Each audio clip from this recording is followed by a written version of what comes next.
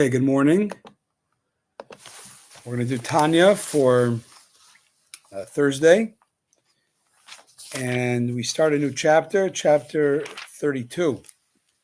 Definitely among the very famous chapters of Tanya, because it is a chapter that is the treatise about the mitzvah of Ahavas Yisrael.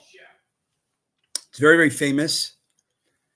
The Alter Rebbe gives a very novel approach to how a person can fulfill the command of V'ahavta l'reach kamecha, you should love your fellow like yourself. Before we get into the chapter and give you some insights to this very important mitzvah, we have to mention, why is this chapter here? Tanya is not a potpourri of ideas. It's a structured, it's not like a hodgepodge. It's a structured ideas that build on each other. And why, of all the mitzvahs we're going to talk about, we're talking about the idea of animal soul and godly soul. Why are we mentioning the mitzvah of loving your fellow like yourself? And just to add to that question, in the manuscript version of this book, before it was published, there was no chapter 32. Ooh. In other words, the Alter Rebbe specifically prepared this chapter new for the printed version. So, to explain why it's here, why it's smack in the middle, it's a parenthetical chapter. It's an important one. It's an amazing idea, but it's really parenthetical. Mm-hmm. Like it's, by the way, it's like a little bit off topic. Like, by the way, we're mentioning this. Oh. Because if you remember, we had a week of chapter 31, and before that, essentially talking about why the body should not be there should be a certain sadness about the inherent selfishness and however you want to call it of the body and the animal soul, and a joy about the soul. Both of the soul is the spark of God in you, the eternal spark of God, mm-hmm. And that when you focus on doing soul things, mitzvahs, you release the soul from its imprisonment, mm-hmm. under the layers of the animal soul in the body, and you elevate the animal soul in the body as well. So it's a great joy when you're very soul focused. So based on that, he parenthetically tells us, when you have that mindset, which is it's not like a small attitude, it's a lifestyle attitude. I find joy and meaning in the soul, and I find I can actually find sadness about the body's inherent selfishness. So he said like this: acting on the vice mentioned above, is on page 99, to view one's body with scorn and contempt. Again, a bit of a harsh term, but we're talking as in,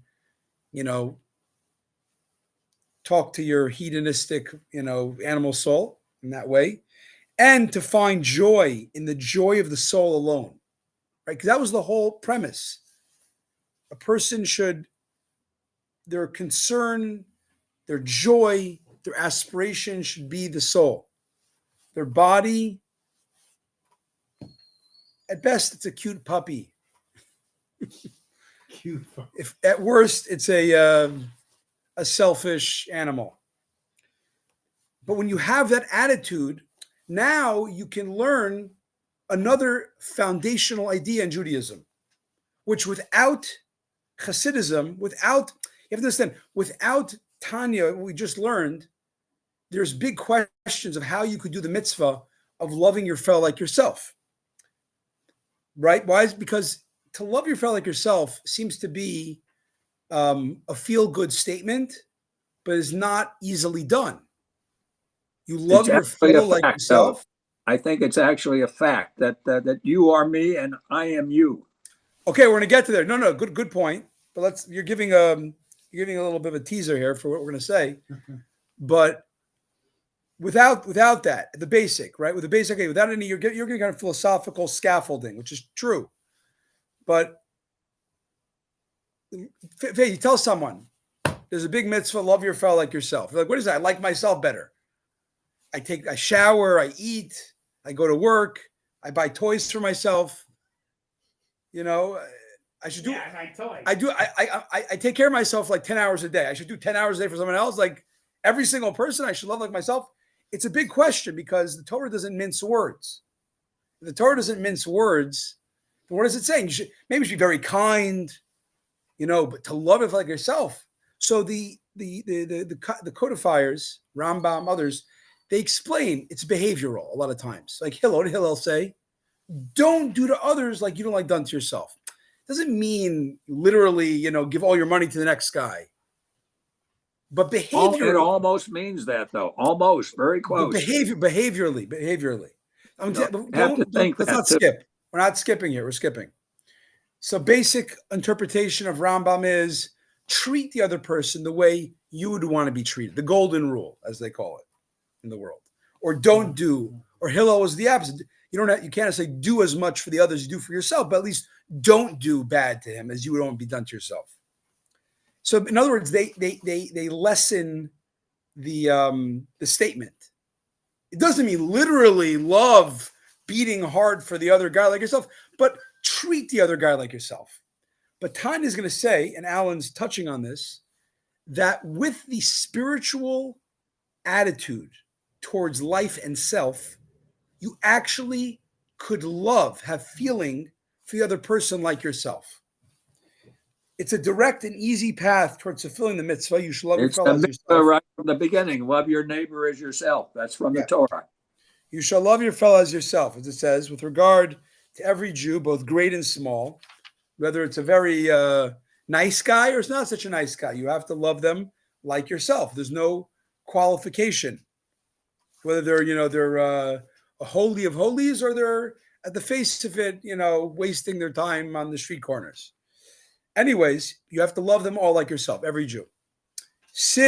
Why? Because if you have the attitude of chapter 31, since his body is despised and loathsome, in other words, you know what it is, and you don't love yourself because of your body identity, you love yourself because of your soul identity. And as for the soul and spirit, then wait a second. Who can know their soul and spirit's greatness and excellence in their source and root, the living God?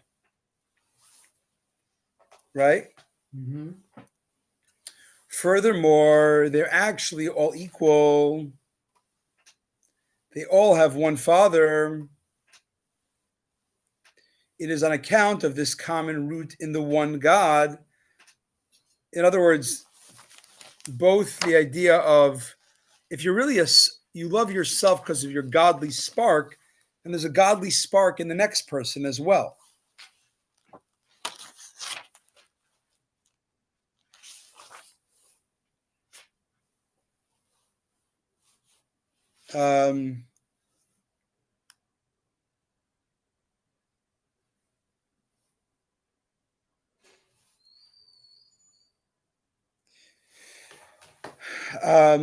They all have a common root in the one God. Like the children of one Father, like branches that come from one root, all the souls of Israel, meaning for the Steinsaltz, are the outgrowth of one inclusive soul called Knesset Yisrael.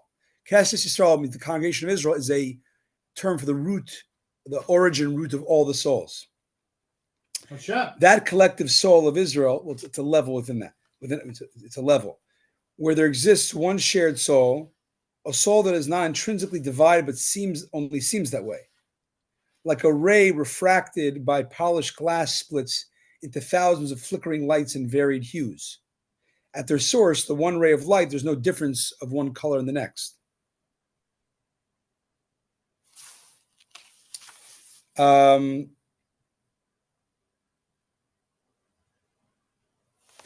he talks in the bottom, in the Steinsaltz sidebar, that we don't just mean body. Like I like if you're 5'7" or 5'10". Like I like people that height or that weight.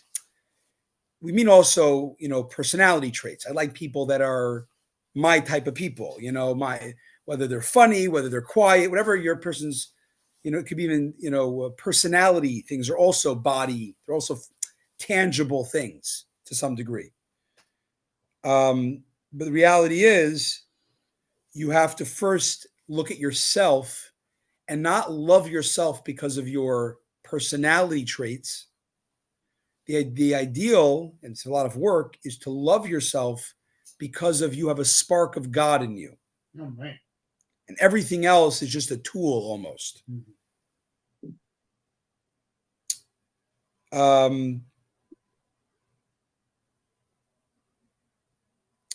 It doesn't mean that you don't notice the differences of people.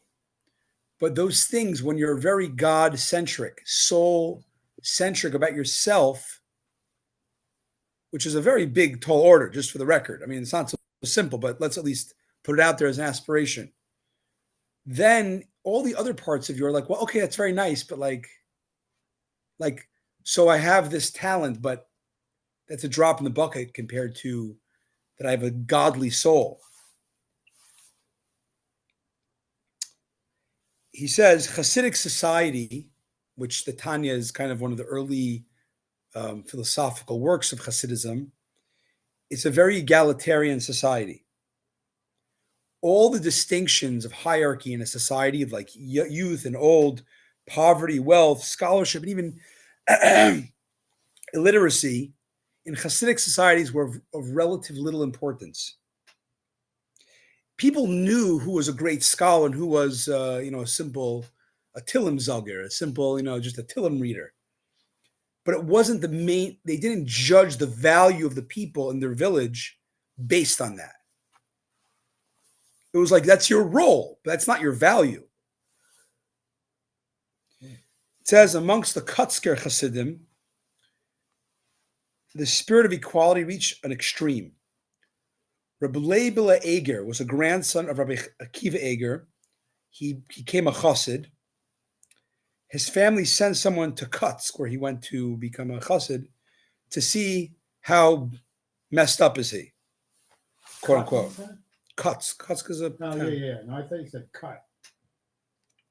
When the traveler, the spy, reached the Kutsk, he asked for Rabbi Leibele by his usual titles, the Gaon, he was a genius. He was a genius scholar.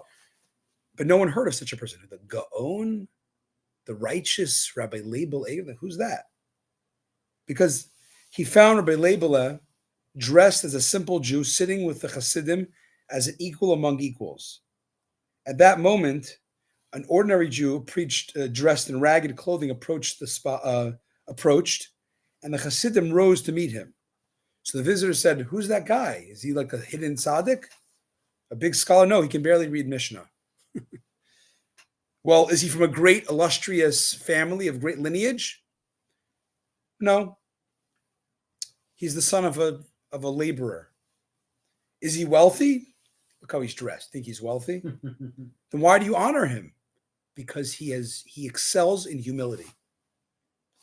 When the traveler came back to Rabbi Leibele's family and said what happened, the story, they laughed. Like, why would you honor a guy if he's not learned or wealthy or of illustrious lineage or, if he's all those things, like, why shouldn't he be humble? Right? Like, what does he have going for him?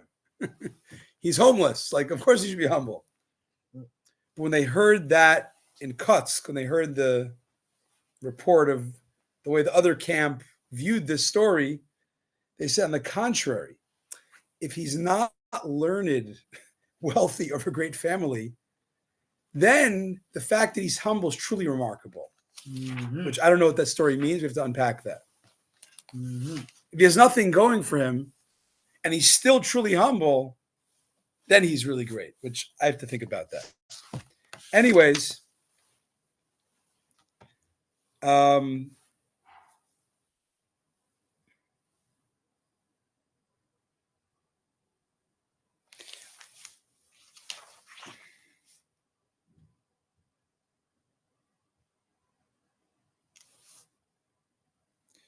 in other words, there's a lot to talk about here, but just I don't have too much time. The whole Jewish people are one complete organism. It's not like they're just parts. They're actually complementary pieces of one puzzle, so to speak. Hashem. Yeah, they're all actually equal, and they all have one Father. It is an account of this common root in the one God that all of Israel are called brothers. That's why it says you should love your brothers. Why? In the full sense of the word. Because of their source. Only the bodies are distinct from each other. So now we know, how could you love somebody like yourself? Well, if you view yourself as a glimmer of the collective divine soul that all Jews are part of, then if that's what you love the God window into you, then their window is part of you. You're part of, it's all windows into one collective soul. So is animosity between Orthodox Jews and non-Orthodox Jews, is that to be frowned upon according to this? Yes. Yes. Therefore, that's why, just to be fair, this is why we have to teach Hasidism to the whole world. In case you're wondering, where I get my eager beaverness of, everybody's got to learn Tanya. That's the way I was trained. And you see, on a societal level, what happens if you don't learn Tanya. You could be very religious and you could feel very separated from others.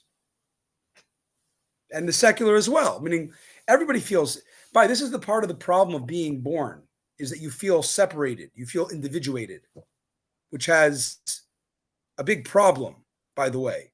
I know they said, I think Life magazine or Time magazine, I think Life, they did like a special edition at the 20th century, and they called it the century of the self, right? Human rights, all that, autonomy, women's rights. So there's a lot of good that happened with the, individual rights in the 20th century. But you can see there's a lot of potential friction that can come from that when it's not, balanced with the inner dimension of you have individual rights, but you're still part of one reality, one soul. Oh. That makes sense. Mm-hmm. Therefore, there can be I no. think we do that every day when we say the Shema. The first paragraph is your individual soul. The second paragraph is our collective. Very good. Very good. God. Therefore, he continues on page 100. There can be no true love and fraternity between those who regard their bodies as primary and their souls secondary, but only a love based on an external factor. This is bombshell statements here. There's no real love in any relationship in your life if it's based on externals, not even body or even personality things. It's not eternal love. It's conditional love. And this explains Hillel the elder's statement concerning the fulfillment of this mitzvah. What did Hillel say about this? This is the whole Torah, right? When the convert said, "Tell me the whole Torah in one foot," and he said, "Don't do to others like you don't want done unto yourself." This is the entire Torah. The rest is but commentary. For the basis and root purpose of the entire Torah is to elevate and exalt the soul high above the body to God, the source and root of all worlds. Amen. Did you say the negative of that? Because Hillel said the negative. He said the negative. Yes, I said the negative. But anyways, the point is, why did Hillel, in paraphrase, in the mitzvah of loving your fellow like yourself, in the negative or positive, it's the same idea though. Why do you say it's the whole Torah? Rashi asks that question in the Gemara there. Why is that the whole Torah? Why is treating others like yourself the whole Torah? Take a guess. What do you think the answer is? Like there's 613 mitzvahs. Why would that be the whole Torah? Before Tanya, what's the simple answer? So the way Rashi, I believe, there says, Well, you Masechta could say Shabbos- it's analogous, Rabbi, to the first commandment being all the 10 commandments. I mean, yeah, but why? But there we can understand it. I am God. It's all about God. I am God. You're God. Don't have other gods. Everything is essentially, because outgrowths it of creates a God. general and maybe just stating the obvious, but it creates a general principle off of which we can generate So, rules and so laws. agreed. What's the general? So explain. Connect the dots. The general principle to the details. So I'll tell you the answer. Maybe Ah. because God, Hashem is the ultimate of kindness and giving and whatever. And so emulating him, that's the one virtue. That's a good one. I didn't think of that. That's a good, could be. And in line with what we're just discussing, loving all Jews. I mean, accepting all Jews. And So, but I'll give you the simple, then we'll go to the more advanced. The simple thing is that a lot of let's say half the mitzvahs are interpersonal. Don't steal, don't murder, honoring parents, right? They're interpersonal. So essentially, those are details of loving others or treating others with love, right? The problem is that another half of the Torah that is not under that category. It's called mitzvahs that are between man and God. So why is loving your fellow a general principle for the mitzvahs that are interpersonal? That makes sense. They're details of that principle. But the mitzvahs that are between you and God, there's no friend there. So actually Rashi says God's your friend. Treat God like your friend. Treat your human friends well and treat God who's your friend well. That's Rashi's thing there. It's a nice, simple approach. Amen. But those are Rashi's actual words. Yes, Rashi in the Gemara, I believe. Anyways, but according to the Alter Rebbe, is a deeper understanding. The preface that life is about, the basic root purpose of Torah is to elevate the soul above the body. All of mitzvahs to make a person more soul-oriented than body-oriented, and to elevate it to God, the source and root of all the worlds. And conversely, the goal of Torah is to draw down the infinite light of Ein Sof into the community of Israel, as we explained further, meaning into the fountainhead of the souls of all of Israel. So the one God will reside within Israel, but only insofar as they are one. Meaning we're trying to elevate our souls and bring God into our souls, into our life. But this indwelling of the infinite light is impossible if there is disunity between the souls, God forbid. For God does not dwell in an imperfect, fragmented place. So do we say in our prayers, bless us, our Father, all as one with the light of your countenance?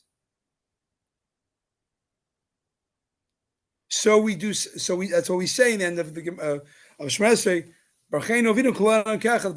Bless us in the light of your face, meaning, as explained elsewhere at length, that if you want to have God's countenance, you have to be not a fractured community.